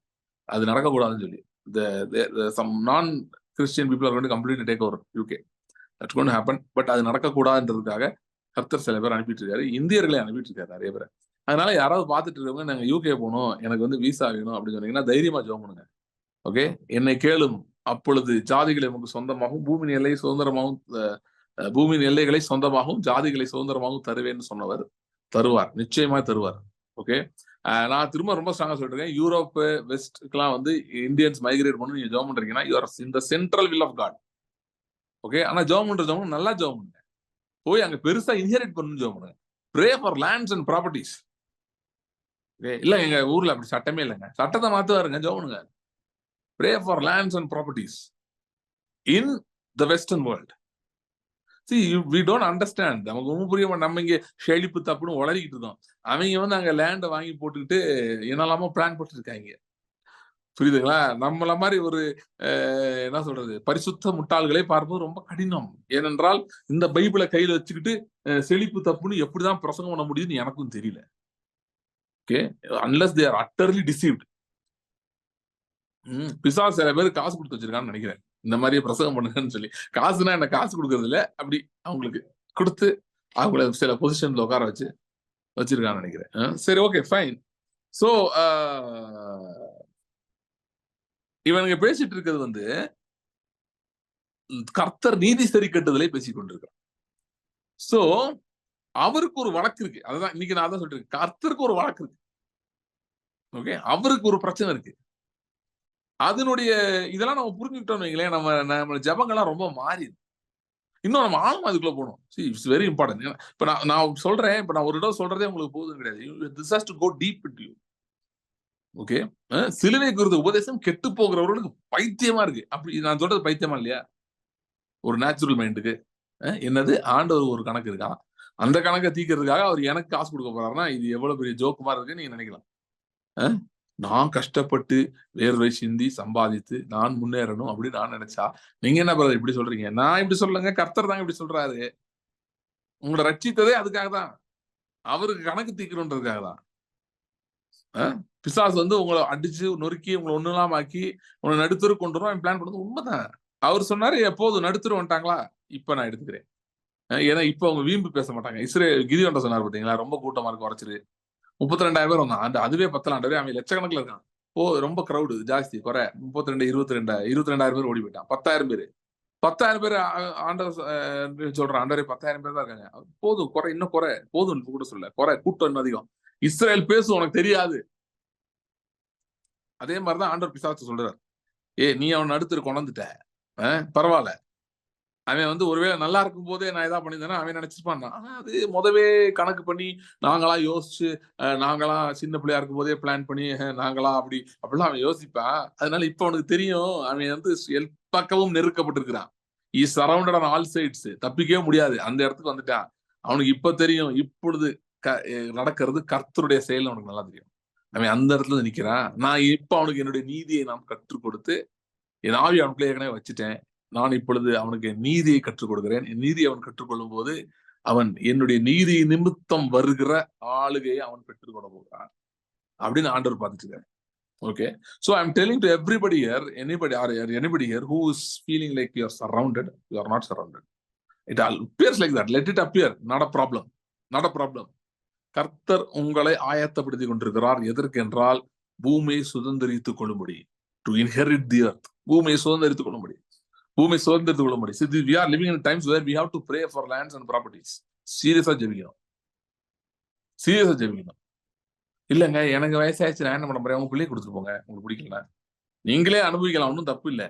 காலை 80 வயசுல வந்து சொன்னா இப்பதாங்க நான் ஸ்டார்ட் பண்ணிருக்கேன் அப்படின்னா, 80 வயசு இப்பதான் ஸ்டார்ட் பண்ணிருக்கேன், ஒன்றும் பிரச்சனை இல்லை. அதே போல எனக்கு இன்னைக்கு இருக்குன்னு சொல்லி ராட்சர்களை துரத்தி விட்டான். சோ வயசு ஒண்ணு பெரிய பிரச்சனையே கிடையாது ஆண்டவருக்கு. 80 வயசுக்காரன் இப்படி சொன்னா அது பிரச்சனை இல்லை.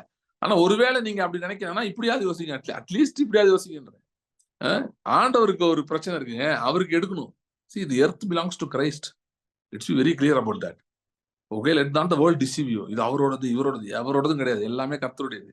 பூமி நிறைவும் உலகம் முதல் குடிகளும் கர்த்தருடையது. அதிலே அவருடைய பிள்ளைகள் தான் இருக்கணும் விரும்புகிறார், ஆளுகையில் இருக்கணும் விரும்புகிறார், நல்ல இடத்துல அவங்க இருக்கணும் விரும்புகிறார். ஆகவே நம்முடைய மனதை மாற்றிக்கொள்ள வேண்டிய கட்டாயம் இப்பொழுது இருக்கிறது. மனதை மாற்றிக்கொள்ள வேண்டிய கட்டாயம் இருக்குது.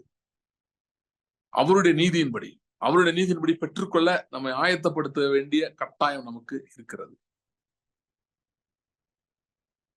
சொல்றான் பாருங்க, சிங்கம் போலவும் துஷ்ட சிங்கம் போலவும் மடங்கி படுத்துக் கொண்டிருக்கிறார்கள், எழுப்புகிறவன் யார்? சோ இது எதை குறிக்குது அப்படின்னு சொன்னா, இந்த நீதி சரி கட்டுதல் என்று கர்த்தர் செய்யும் போது, நான் முத மீட்டிங்ல இருந்து பேசும்போது நான் சொன்னேன், ஆண்டவர் நீதி சரி கட்டுறாருன்னா அது அவரே கட்டிக்கிட்டோம், நம்ம என்ன சும்மா உட்காந்துருப்போம், அப்படி இல்லை. நம்முடைய மனதை அவர் மாற்ற விரும்புகிறார். ஜீசஸ் பிரசவம் பண்ணும்போது இது முக்கியமா சொல்றாரு, முதலாவது தேவனுடைய ராஜ்யத்தையும் அவருடைய நீதியையும் தேடுங்கள். அவருடைய நீதி, ஹிஸ் ரைச்சஸ்னஸ். அப்படின்னா ரைச்சஸ்னஸ்ல ரெண்டு பகுதி இருக்குங்க. முன்னாடியே சொல்லியிருக்கேன், பட் இதனால திரும்ப சொல்ற தப்பே இல்லை. There are two parts of righteousness. One is justification. Second is justice. ஒன்னு நீதிமானாக்கப்படுதல், ஓகே. ரெண்டாவது நீதி அப்படின்றதுல நீதிமானாக்கப்படுதல் ஒண்ணு, அடுத்தது நியாயம். சோ ரெண்டு ஆஸ்பெக்ட் இருக்கு. ஓகே, நீதிமானாக்கப்படுதல்ன்றது ஆரம்பத்தில் நடக்குது. ரட்சிக்கப்படும் போது நம்ம நீதிமானாக்கப்படுகிறோம், நல்லது, பாவங்கள் மன்னிக்கப்பட்டு நீதிமானாக்கப்படும். ஆனா அதோட நிக்கிறது இல்ல, நமக்கு நியாயம் அருளப்பட வேண்டும். அதுலதான் அது முடியுது. இப்ப நான் அதை இன்னொரு ஆங்கிள் நீங்க சொல்லிட்டு இருக்கேன். அது என்ன சொல்றேன்னா, தேவனுடைய நீதி, தேவன் நீதிமானாக்க வேண்டும், அந்த ப்ராப்ளம் அவருக்கு இல்லை. அவர் நீதிமானதான் அவர் இருக்காரு, அவர் யாரும் நீதிமானாக்க வேண்டிய அவசியம் இல்லை அவருக்கு.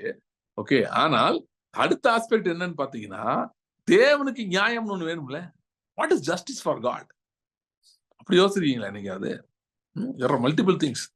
முதல்ல ஒண்ணு சொல்றேன், அவருக்கு ஜஸ்டிஸ் என்ன நான் சொல்றேன், ஆண்டவருக்கு ஜஸ்டிஸ் ரொம்ப பவர்ஃபுல் அண்ட் இம்பார்ட்டன்ட் திங். இது நிறைய பேர் அவர் ரெடி பண்ணி கஷ்டப்பட்டு ஒர்க் பண்ணி அவங்களை ஆயத்தப்படுத்தி இந்த பூமியில அவங்கள வச்சு ஏதாவது செய்யணும்னு வச்சா மரணம் அவர்களே தூக்கிட்டு போயிடுச்சு.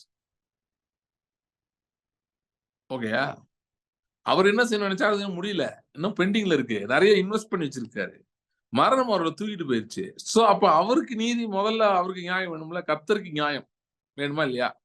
அதுல முக்கியமானது, அதனாலதான் அவருக்கு வேணும்ன்றனால அவரே பட்டார். நான் தேடி பார்த்தேன், யாருமே எனக்கு கிடைக்கல, என் புயமே எனக்கு ரட்சிப்பாகிட்டாரு, என்னைய காப்பாத்துறதுக்கு நானே பண்ணிட்டேன் போங்களா அப்படின்ட்டாரு. எவனும் ஆயத்தமா இல்லைன்னு சொல்லிட்டு, அதுதான் சிலுவை.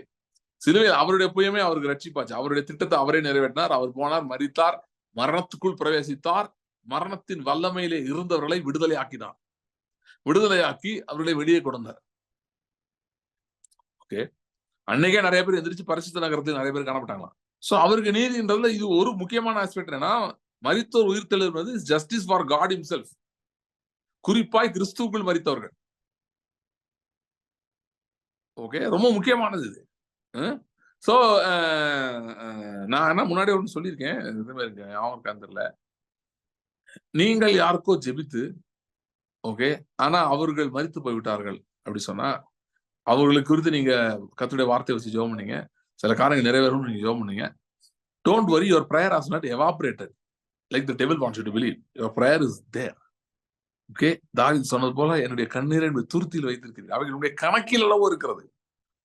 உங்க ஜெபம்லாம் நல்லா பத்திரமா இருக்கு, நீங்க இருக்கிறதோட உங்க ஜெபம் நல்லா பத்திரமா இருக்கு. ஓகே, அதெல்லாம் பத்திரமா இருக்கு, அதுக்கான பலன் நிச்சயமாய் வருகிறது. ஏன்னா இயேசு சிலுவையிலே மரித்தது உண்மை என்று சொன்னால், அவர் அடக்கம் பண்ணப்பட்டு உயிர்த்தெழுந்தது உண்மை என்று சொன்னால், நம்முடைய ஜெபங்களுக்கு பதில் இருக்கிறது என்பதும் 100க்கு 100 உண்மை. சோ அதனால நீங்க ரொம்ப கவலைப்பட வேணாம். ஐயோ நம்ம ஜெபம் பண்ணி இப்படி ஆயிடுச்சே, இப்படி அப்படி ஆயிடுச்சு, எப்படியும் ஆகல, எல்லாம் நல்லாதான் இருக்கு, உங்க ஜெபங்கள்லாம் அலைவன் வெள்ளா இருக்கு, அது நிச்சயமாய் பலனை தரும்.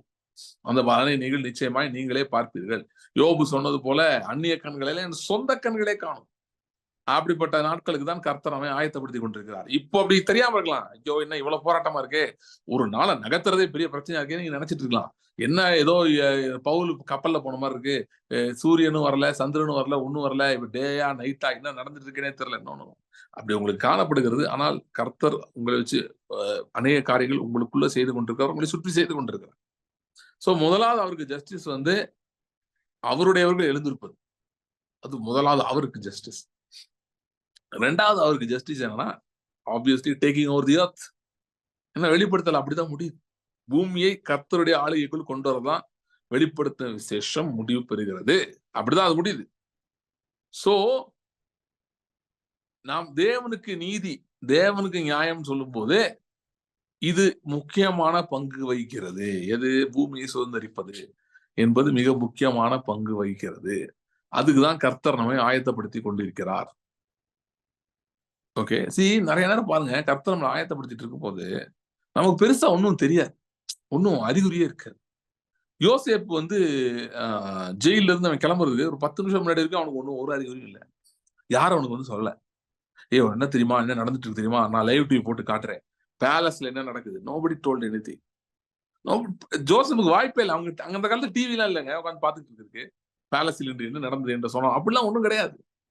ஓகே, அவங்க ஒண்ணுமே தெரியல, அவங்க என்ன நடக்குதே தெரியல. 10 நிமிஷத்துக்கு அப்புறமா தான் திடீர்னு வர்றாங்க, திடீர்னு கூட்டு போறாங்க, திடீர்னு எல்லாம் அப்படி நடக்குது.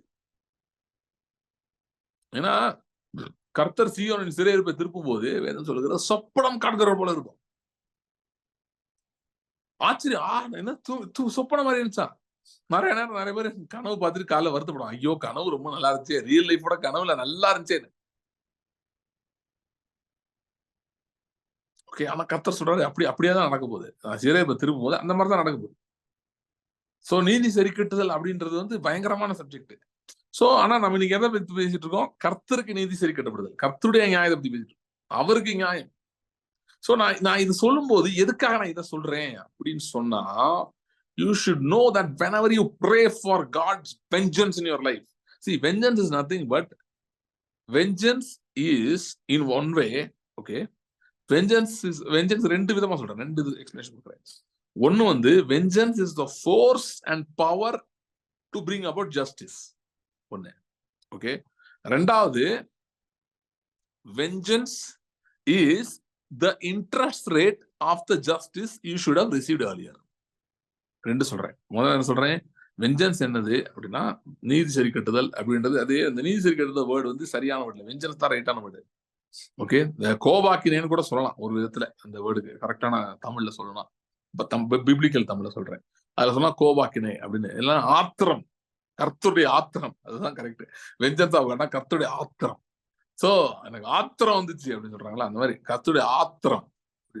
சோ அதான் வந்து வெஞ்சன்ஸ் ஆஃப் காட். அது வந்து ஒரு விதத்துல அது ஒரு விளக்கம், ஒரு ஃபங்க்ஷன் என்னன்னு பாத்தீங்கன்னா, அது தேவனுடைய நீதி உங்கள் வாழ்க்கையில இல்லைன்னா நியாயம் உங்க வாழ்க்கையில கிடைப்பதற்கான சக்தியா இருக்குது, அதை செயல்படுத்துகிற சக்தியா இருக்குது. ஒண்ணு.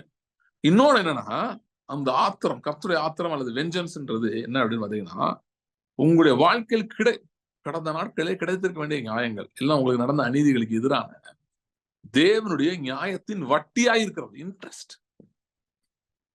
That is the vengeance of God. So தேவனுடைய நீதி. அப்ப ஏன் இதை சொல்றேன், தேவனுக்கே நீதிட்டு பேசிட்டு இருக்கேன்ல, அவருக்கே நியாயம். அப்ப அவரே he is looking for justice for himself அப்படின்னு சொன்னா, see, God cannot get justice if his people are not getting justice. Okay, God cannot justice if his people are not getting justice. See, திரும்ப நான் சொல்றேன், பூமி நிறைவும் கர்த்தருடையது, அது அவர் control வரும்னா, ஏன்னா அவர் பேர்ல எழுதி வைக்கணும்னு விரும்புறாரா? அவருக்காக அதை உருவாக்கலையே. அவருக்கு நீதி வந்து அவருடையவர்களுக்கு கிடைக்கிறதா. ஏன்னா பூமியை அவருடையவர்களுக்காக உருவாக்கினார், அவருக்கு உருவாக்கவில்லை, அவருக்கு தேவையில்லை. அவருக்கு இருக்குது, அவர் ஒரு ஜனத்தை உருவாக்க போகிறார், அந்த ஜனத்துக்காக பூமியை உருவாக்கி இருந்தார். ஆனால் பிசாசை திருடி அவனுடைய மக்கள் கையில வைத்திருக்கிறான் என்று சொன்னால், அதை எடுத்து தன்னுடைய ஜனத்தின் கையில கொடுக்கிறது தான் அவருடைய நியாயம், அவருக்கு நியாயம். சோ அப்படி இருக்கும் பட்சத்திலே உங்களுடைய நியாயத்துக்காக, உங்கள் நீதிக்காக you should stand firm. Never allow the devil to deceive you. இதெல்லாம் வேணாம், இருக்கிறத வச்சுட்டு இருப்பா. No, don't compromise. இருக்கிறத வச்சுட்டு இருப்பா. No, அப்படின்னா நீங்க என்ன பண்றீங்கன்னா பெருமை உள்ளவரா மாறுறீங்கன்னு அர்த்தம். எப்படி பெருமை வருதுங்க, எப்படி வருதுன்னா, நீங்க வந்து தேவன் என்ன சொல்றான்னு விட்டுட்டீங்க, உங்களுக்கு என்ன வேணுமோ அதை வச்சுட்டு உட்காந்துருக்கீங்க.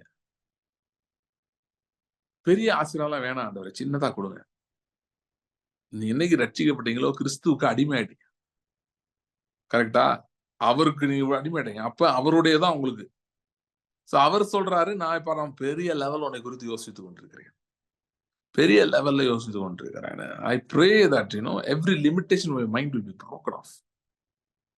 Every limitation of your mind will be broken off. See, a culture is going to come in India. Okay, அது என்ன கல்ச்சர்னா lot and lots of people are going to have private jets. See, India வந்து ஒரு ஒரு ஒரு இதுல போயிட்டு இருக்கு. எதுக்குள்ள போயிட்டு இருக்குன்னா, rich is getting rich, poor is getting poor குள்ள போயிட்டு இருக்கு. It's happening in India right now. சரிங்களா? சோ இது வந்து பொலிட்டிக்கல் ஸ்டாண்ட் பாயிண்ட்ல அந்த மாதிரி பாயிண்ட்ல எல்லாம் பார்த்தா இது ஒரு டிபேட்டபிள் இஷ்யூ, இது ஒரு பெரிய ப்ராப்ளம் எல்லாம் சொல்லுவாங்க. We are not talking politics now. அது ஒரு aside. ஃபார் அ பிலீவர் பாத்தீங்கன்னா இந்த மாதிரி நடக்கும்போது தான் ஆக்சுவலா அது பிலீவர்ஸ் லிஃப்டே வருது. ஏன்னா the society itself is going, economic society or economics in the society is going in a particular direction which is conducive for people who have got to be lifted up. இல்லைங்க, இங்க சுத்தி இருக்கவங்க கீழே போயிட்டு அது ஒன்றும் பண்ண முடியாது, எனக்கு தெரியாது அப்படி. ஆனா எனக்கு என்ன தெரியும்னா, கர்த்தரை நம்பி இருக்கிறவன் உயர்ந்த அடைகள்ல வைக்கப்படுகிற காலம் இது. So things are turning where private jets ownership is going to skyrocket in India. Okay, it's going to skyrocket in India. Okay, நான் விசுவாசிக்கிறேன் எந்தெந்த ஊர்களில் ஏர்போர்ட் இருக்கோ அந்த ஊர்களிலே இந்த கால்ல இருக்கிறவங்க பார்த்துட்டு இருக்கிறவங்க சில பேர் you will be having your private ஜெட்ஸ் in those places. That kind of things are going to happen. That kind of things are going to happen. Okay. So, ரெண்டு வசனங்கள் இப்ப இது நடக்கிறதுக்கு என்ன பண்ணணும் அப்படின்றது ரெண்டு வசனங்கள் மட்டும் வாசிக்கலாம். ஒண்ணு நமக்கு தெரிஞ்ச வசனம் மத்தேயு 6:33. முதலாவது தேவனுடைய ராஜ்யத்தையும் அவருடைய நீதியையும் தேடுங்கள். அவருடைய நீதி நான் சொல்லிட்டு இருக்கேன். இப்ப நீங்க என்ன பண்ண ஆரம்பிக்கணும்னா, பைபிள்ல இருந்து கர்த்தருக்கு என்ன போய் சேரணும் கண்டுபிடிக்க ஆரம்பிங்க. சரியா? கண்டுபிடிக்க எது இதெல்லாம் கர்த்தருக்கு என்ன போய் சேரணும். இதுக்கு தாங்க பைபிள் ரொம்ப முக்கியம். சரியா? சில பேர் சொல்றாங்க எங்களுக்குள்ள ஆவி இருக்கு, ஆவியே போதும். கரெக்டுங்க, ஆவி இருக்குங்க. ஆவி வந்து இந்த வார்த்தையோட சேர்ந்தாதான் ஒர்க் ஆகும். புரியுதா? வார்த்தையோட சேர்ந்தாதான் ஒர்க் ஆகும். ஆவின்றது பேட்டரி மாதிரி. ஓகே, நீங்க ஏதாவது ஒரு பொருள் வாங்கிருக்கீங்க, ஒரு ரிமோட் வாங்கிருக்கீங்கன்னு வச்சுக்கோங்களேன். ரிமோட் தான் வந்து கர்த்தருடைய வார்த்தை மாதிரி. பேட்டரி வந்து அதுல பவர் இருக்கு, நான் இல்லைன்னு சொல்லல. ஆனா அந்த ரிமோட்டுக்குள்ள போட்டிக்கினாதான் அங்க பர்பஸ் சேவ் ஆகும். அதே மாதிரி வார்த்தை உங்களோடு சேரும்போது தான், உங்கள் ஆவியோடு சேரும்போது தான் ஆஹா இப்படி இருக்கிறதா அப்படின்னு தெரிய ஆரம்பிக்கும். இப்ப நீங்க யோசித்து பாருங்க, கர்த்தருக்கு நீதின்றதை நீங்க எனக்கா கேள்விப்பட்டிருக்கீங்களா? ஜஸ்டிஸ் ஃபார் காடுன்னு ஒரு பெரிய உண்மையை சொல்றேன். இந்த கால் ஆரம்பிக்கிறதுக்கு முன்னாடி வரைக்கும் எனக்கு கூட அது தெரியாது. நானே பேசிட்டு இருக்கும் போதுதான் எனக்கு அந்த ரெவலேஷன் வந்துச்சு. நான் அதை யோசிச்சு பார்த்தா ஆச்சரியப்படுறேன். ஆமா உண்மைதான் சொல்லிட்டு எனக்கு ஆனவர் அந்த பேசேஜ் படிச்சு பேச மட்டும் சொன்னார். என்ன பேசல என்ன சொல்லல, நான் ஓபன் பண்ணி பேசிட்டு இருக்கேன், பேசணும்னு எனக்கு இதெல்லாம் வருது. ஓகே, யோசித்து பாருங்க. அப்ப கர்த்தருடைய வார்த்தை வந்து ரொம்ப முக்கியம். சரி, கர்த்தருடைய வார்த்தை இல்லைன்னா நல்லா கவனிங்க, கிறிஸ்தவம் வந்து ஆளுகைகளுக்கு இருக்காது, கீழே கிடக்கும். சர்வீஸ்ல இருப்பாங்க, சர்வீஸ் பண்ணுவோம், அடுத்தவங்க ஹெல்ப் பண்ணுவோம், எல்லாம் நல்லதுதான். வார்த்தை தான் ஆளுகை கொண்டு போவோம். ஏன்னா வார்த்தை தான் நம்ம காட்டுகிறது எதை இழந்தோம் என்று. அது இல்லைன்னா தேவன் எதை இழந்தார். சோ தேவன் எதை இழந்தார்ன்றதை ஃபர்ஸ்ட் கண்டுபிடிங்க. கர்த்தருடைய வார்த்தையில இருந்து கண்டுபிடிச்சிட்டு அது எல்லாத்தையும் உங்க பேரை போட்டு வச்சுக்கோங்க. அவ்வளவுதான். அப்படி போட்டு வச்சிட்டீங்கன்னா நாம் எதை இழந்தோம்ன்றதும் கண்டுபிடிச்சிடலாம். ரெண்டும் ஒண்ணுதான். தேவன் இழந்து நாம் இழந்தோம். ஏனென்றால் நாம் நல்லா இருக்கணும், ஆளுகையில் இருக்கணும்ன்றதான் தேவனுடைய விருப்பம். அதை தேவன் இழந்து விட்டார். சோ அவருடைய விருப்பம் என்ன? நம்ம திரும்ப எடுத்து ஆளுகையிலே வைப்பது. சோ முதல் வசனம் இந்த வசனம், இந்த வசனம் மத்தேயு 6:33. இன்னும் ஒரே ஒரு வசனம் மட்டும் வாசித்து நம்ம நீங்க முடிச்சிடலாம். எபிரேயர் 5:13. பால் உண்கிறவன் குழந்தையா இருக்கிறபடியினாலே நீதியின் வசனத்தில் பழக்கமில்லாதவனாய் இருக்கிறான். பலமான ஆகாரமானது நன்மை தீமை இன்னதென்று பயிற்சியினால் பகுத்தறியத்தக்கதாக முயற்சி செய்யும் ஞானேந்திரியங்களுடையவர்களாகிய பூரண வயதுள்ளவர்களுக்கே தகும். பாலுங்கிறவன் குழந்தையா இருக்கிறபடியா நீதியின் வசனத்திலே பழக்கம் இல்லாதவனாய். அப்படின்னா என்னன்னா, ஒருத்தர் ரட்சிக்கப்பட்டிருக்காருங்க, அவர் வந்து ஆண்டவர் ஏத்துக்கொண்டார், ஓகே. ஆனா அவரோட ரைட்ஸ் பத்தி அவருக்கு தெரியல இன்னும். ஏன் தெரியலன்னா, வார்த்தை நீதியின் வசனம் அவருக்கு தெரியல. அப்படின்னா அவருக்கு எந்த ஸ்டேஜ்ல இருப்பாரா? குழந்தையாவே இருப்பாரு. குழந்தை எல்லாரும் என்ன பண்ணுவாங்க பாத்துருக்கீங்களா? வந்து காது இப்படி கிள்ளுவாங்க, அப்புறம் வந்து ஏதாவது குழந்தைதான் எல்லா வீட்டுல வம்பிழுப்பாங்க, விளையாட்டு. ஏன் அது குழந்தை, அதால எதிர்த்து பேச முடியாது. அது இவங்களை எதுவும் பண்ணாதுன்னு உங்களுக்கு ரொம்ப தைரியம். அதனால குழந்தை கூடயே விளையாடுறது போய். சரியா? ஆனா அதே பெரிய ஆள் யாரா வயசான ஆள் உட்காந்து அவரை போய் காதை கிள்ளுவீங்களா, கண்ணத்தை கிள்ளுவீங்களா? பண்ண மாட்டீங்க. ஏன்னா என்ன சொல்லிட்டாரு, அடிச்சிட்டாரு, என்ன பண்றது? ஓகே, சோ பிசாசு பண்றான்றதோட இந்த உலகம் வந்து கிறிஸ்துக்குள் குழந்தையா இருக்கிறவங்கள அலைக்கழிக்கும். இங்கிட்டு போடும் அங்கிட்டு போடும், ஒரே போராட்டமா இருக்கு பிரதர்ன்ற மாதிரி நிறைய இருக்கும். ஏன்னா ஒன்னும் கிறிஸ்துக்குள் குழந்தையா இருக்காங்க. ஆனா நீதியின் வசனத்தை பழக்கம் உள்ளவன் யார் அப்படின்னா, அவனுக்கு போராட்டமே வராதுன்னு கிடையாது. அவனுக்கு போராட்டத்தை கழுத்தை பிடிச்சிருவாங்க. அதான் நீதியின் வசனத்துல பழக்கம் இல்லை. ஆமா, நீ யாரு, நீ ஏன் இங்க வந்தன்னு கேட்பான். ஆதாம் கேட்டிருக்க வேண்டிய கேள்வி சர்ப்பத்தை பார்த்து, அதெல்லாம் சரி அவர் கொடுக்கலன்ற, அதை நான் அவர்கிட்ட பேசிக்கிறேன். ஆமா, நீ யாரு, உன்னை யார் உள்ள விட்டது, நான் உன்னை உள்ள விடவே இல்லை, நீ எப்படி உள்ள வரலாம். இதுதான் நீதியின் வசனத்துல பழக்கம் உள்ள அவன் விட்டுரு. ஓகே, ஆதாம் விட்டதை வந்து நீதியின் வசனத்துல பழக்கம் உள்ள விட மாட்டான், பிடிச்சிருவான். நீ எப்படி உள்ள வரலாம், வெளியே போ. நீதியின் வசனத்துல பழக்கம் உள்ளவனுக்கு கிறிஸ்துவுக்குள் தான் யார் என்றும் எவ்வளவு பெரிய அதிகாரம் உனக்கு இருக்கிறது என்றும் உனக்கு நல்லா தெரியும். அது மட்டுமல்ல, கிறிஸ்து அதெல்லாம் இழந்திருக்காருன்னு தெரியும். அதனால he will ask beyond and above his means. He will ask beyond and above his abilities. He will ask beyond and above his skills. And he shall have it. He shall have it. Okay. So, பாத்தீங்களா, நீதி வசனம் சொல்லும்போது அவன் சில ஜெபிக்கும் போது அவனுக்கு வந்து அவிசுவாசமே வராதும் கிடையாது, பயமே வராதும் கிடையாது. பிசாசு நெகட்டிவா சொல்லவே மாட்டாங்க, இதெல்லாம் நடக்கும். ஆனா அவன் எனக்கு தெரியும் நீ மூடுன்னு சொல்லிட்டு போயிடும். ஆமா, எனக்கு தெரியும். ஆனால் எலிசா சொன்னான்ல, உனக்கு தெரியுமா எஜமான எடுத்துக்க போறேன், எனக்கு தெரியும், நீங்க வாய மூடுங்கன்னு. அதே மாதிரி சொல்லுவான், எனக்கு தெரியும் எல்லாம், வாய மூடு. I know what I am asking for. I am not asking anything lower. I am not asking anything higher. I am not asking beyond my thing. I am asking as per the righteousness that has been imparted unto me. எனக்கு அருளப்பட்ட நீதியின்படி நான் கேட்கிறேன். எனக்கு அருளப்பட்ட தேவ நீதியின் அடிப்படையில் நின்று நான் கேட்கிறேன். சோ நான் சகலத்தையும் பெற்றுக்கொள்வேன், நான் கேட்பதை எல்லாம் பெற்றுக்கொள்வேன் என்று சொல்லுவான். சோ நம்ம என்ன பண்ண வேண்டியதா இருக்குன்னா, அந்த நீதியின் வசனத்தோடு பழக்கத்தை ஏற்படுத்திக் கொள்ள வேண்டும். We should be habitual users of the word of righteousness. நீதியின் வசனத்தை பழகி அதை பயன்படுத்துகிறவா இருக்க வேண்டும். ஓகே, சோ அதான் நான் திரும்ப சொல்றேன், பைபிள் எடுத்து படிங்க. ஆண்டவர் என்னத்தை லூஸ் பண்ணாருன்னு கண்டுபிடிங்க. சரியா, கண்டுபிடிங்க. கண்டுபிடித்து ஆளுகையிலே நடந்து செல்லுங்கள். சகலத்தையும் நிச்சயமாய் திருப்பிக் கொள்வீர்கள். ஏனென்றால் தேவனுடைய நீதி சரி கட்டுதல் உங்களுக்காய் கிரேசிக்கிறது. தொடர்ந்து நீதி சரி கட்டுதல் பார்க்க போறோம். We're going to continue in the coming days also about the vengeance of God. And I do believe there will be testimonies.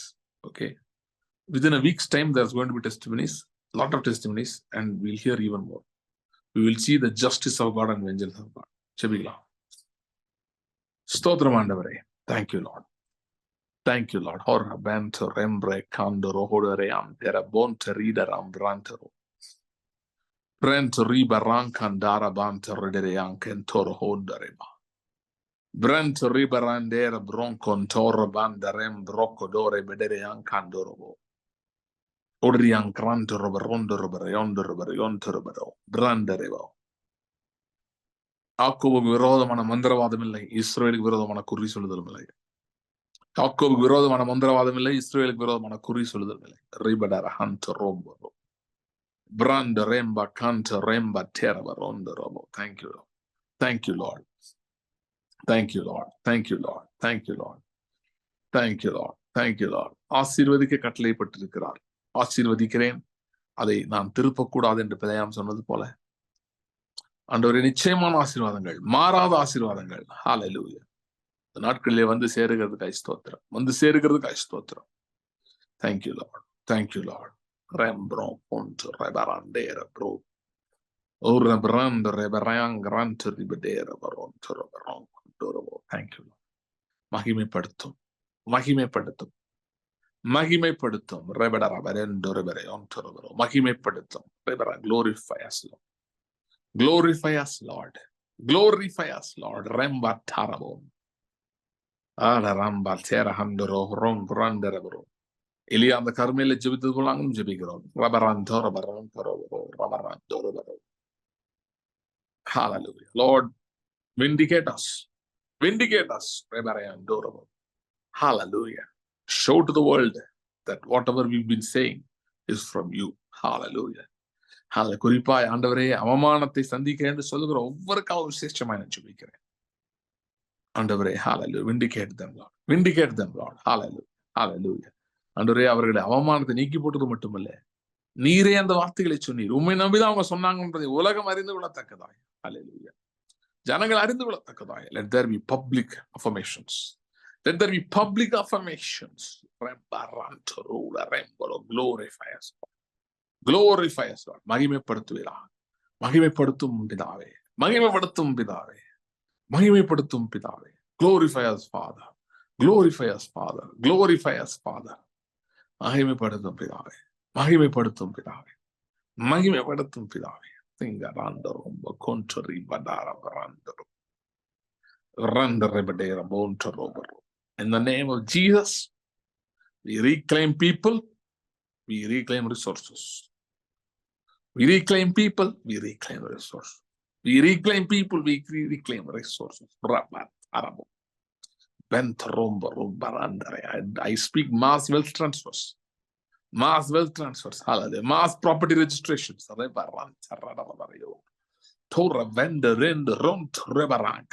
அந்த சிங்கம், அந்த ஜனம் துஷ்ட சிங்கம் போல எழும்பும், பால சிங்கம் போல நிமிர்ந்து நிற்கும் என்ற வார்த்தையின்படி ஆண்டவரே நாங்கள் நிமிர்ந்து நிற்கும்படி உதவி செய்யும். நாங்களோ எழுந்து நிமிர்ந்து நிற்கிறோம் என்ற வார்த்தை, நிமிர்ந்து நிற்க. ஹalleluya, ஹalleluya. உம்முடைய நீதியினால் நியாயத்தினால் நிரப்பப்பட்டவர்களாய், சந்தோஷத்தினால் ஆண்டவரே நிலைத்து நிற்கிறவர்களாய், நிமிர்ந்து நிற்கிறவர்களாய் எங்களை மாற்றுவீராக. ஜெயத்தின் பாதையில் நடத்தும்படியாக நாங்கள் ஜெபிக்கிறோம்.